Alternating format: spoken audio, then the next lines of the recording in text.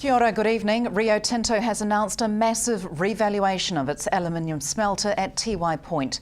The international mining giant has shed more than $500 million from the troubled enterprise's stated book value. Previously, the smelter had been valued at almost $607 million. Now the ageing smelter shows a book value of just $14.8 million. The decision to slash the value of the smelter was taken in February, but only made public yesterday when financial accounts were lodged with the New Zealand Companies Office. Rio Tinto is currently trying to sell its Australasian aluminium production assets, of which the Tiwai Point operation is one. An Invercargill property valuer believes the cost of earthquake-proofing regional city centres is having a direct impact on the value of properties. Property valuer Trevor Thayer says the need to bring older inner city buildings up to new earthquake codes is the largest hurdle that's confronted the city. Mr Thayer is urging more direction from central government so local authorities, insurance companies and banks can know where the bar is to be set. He says that since the Canterbury earthquakes there has been a significant drop in CBD property transactions, with all new developments in the city taking place outside the city centre. The older city centres are needing to refocus their energy in terms of what they need to do with their older stock. They are waiting on central government decisions to be made, and local government tells us that they're hoping to have those in the next year or so. Is there a hesitancy amongst building owners to get stuck in to do remedial work for earthquake proofing? I think for older buildings in the city and provincial centres, there is a hesitancy. For newer buildings, their owners are making decisions to move forward and get buildings up to code.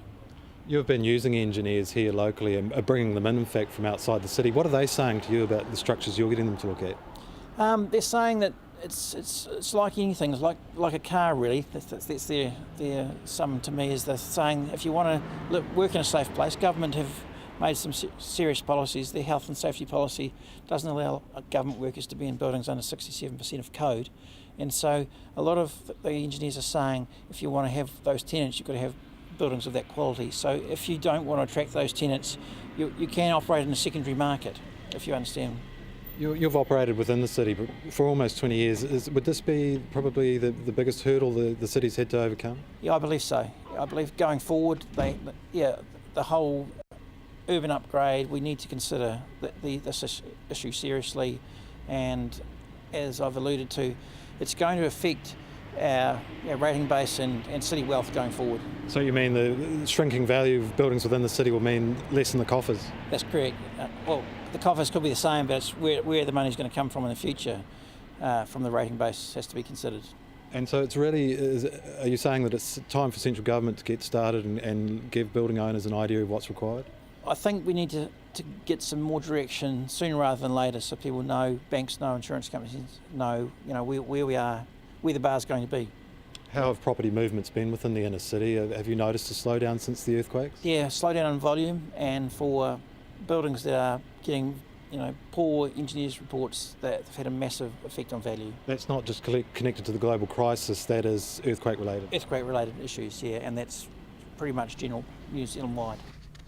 Using technology wisely to keep families safe online was one of the messages being shared with professionals at a workshop at the Invercargill Workingmen's Club this afternoon. Cyber safety consultant John Parsons says Southlanders are very aware and engaged with how the internet is being used by the younger generation, and he says it's encouraging. What I am seeing, a big thing that concerns me, is 9 and 10-year-olds that have got Facebook accounts with 500 and 600 people connected to them. And we often think that the 600 strangers are connected to the child. They're actually connected to the family.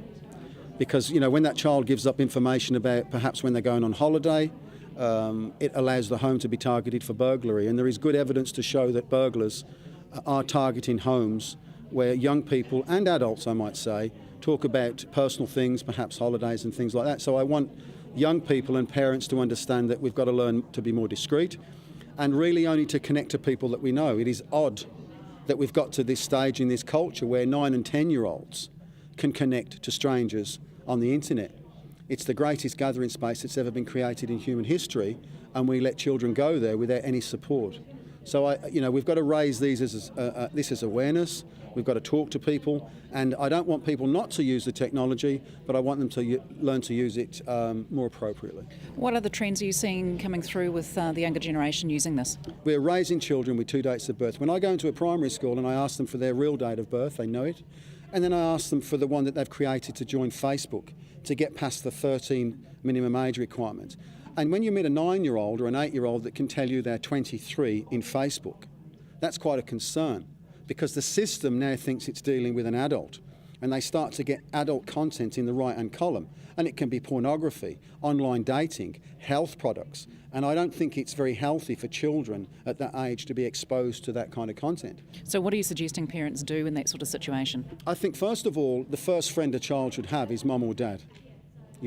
If a child is going to use Facebook, become part of that network, become a friend of theirs, but also retain the right to look at the profile from the child's perspective as well. That's vitally important that they do that. Then they will be exposed to the same things that their child is. Stay with us. After the break, we find out why platinum mining could be on the horizon in the south. Welcome back. 300 square kilometres of land in Western Southland could have platinum exploration rights open for tender in September. Platinum was first discovered in the 1800s when gold was being mined in the area. If enough platinum deposits exist to make commercial mining viable, it could be decades before any major economic benefits are seen in the south, according to Southland Chamber of Commerce CEO Richard Hay. There isn't enough proof at this stage to suggest that it's going to be a goer, that it's economic for anybody to do. So it needs somebody the size of likes of Shell that are doing the Great South Basin that will put a stake in the ground. We're prepared to spend a few mil and find out what's going on. So you've got to have somebody with some good money to be able to invest right at day one. What is platinum used for mainly? It's got a wide variety of uses, and it's getting more and more into use as technology goes in advance. So fuel cells is a big thing that it's being used for at the moment, and that's going to be a bigger thing in the future.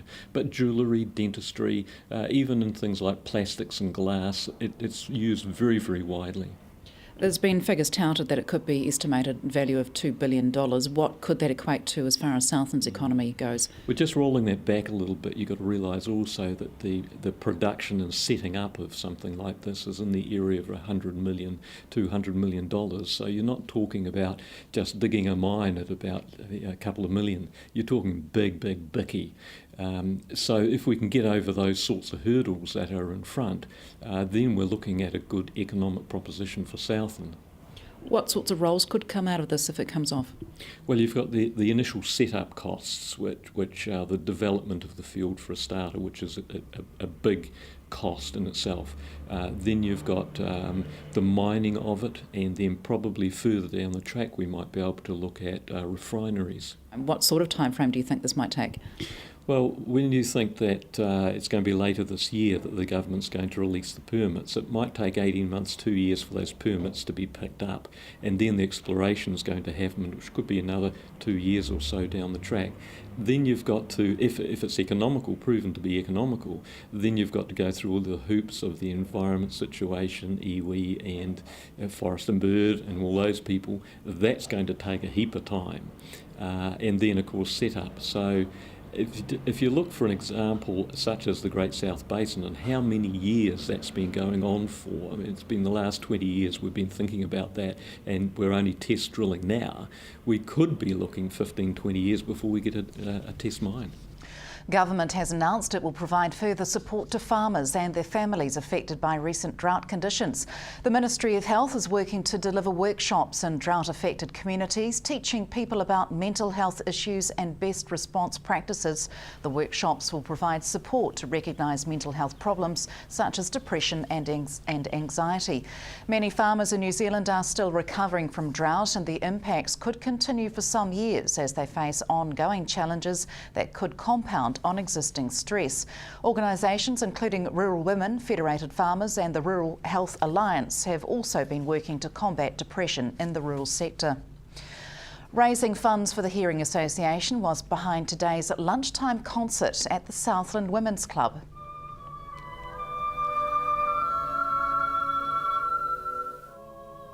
Around About 80 people were entertained by piano duets and solos, the Southland Women's Club Choir and a flautist. The Deaf Association of Southland is this year's charity of choice, partly due to the increased number of club members with hearing impairment or using aids. Over $500 was raised, and Southland Women's Club President Anne McCracken is hopeful some of the proceeds go toward purchase of Captel telephones designed for the hearing impaired. The charity lunch hour concerts have been an annual function for many years. And that is it from the news team. Coming up in sport, more from the Gore Boxing Champs. We'll leave you now with some of the images that told the stories over the past week. Have a safe weekend. Good night.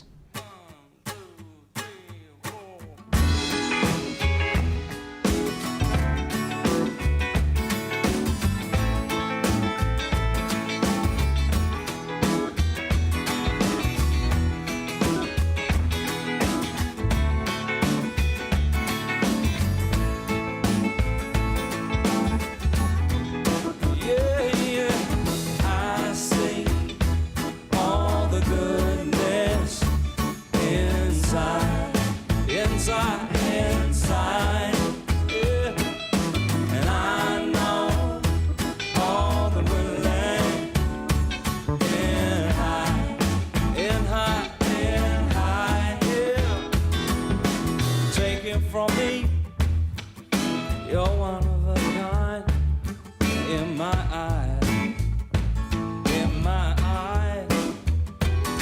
And although we're done, and that's how things go, ooh, you turn the heat down low. But it's hard enough to burn me, and to cook me dry, say goodbye. Don't let your tears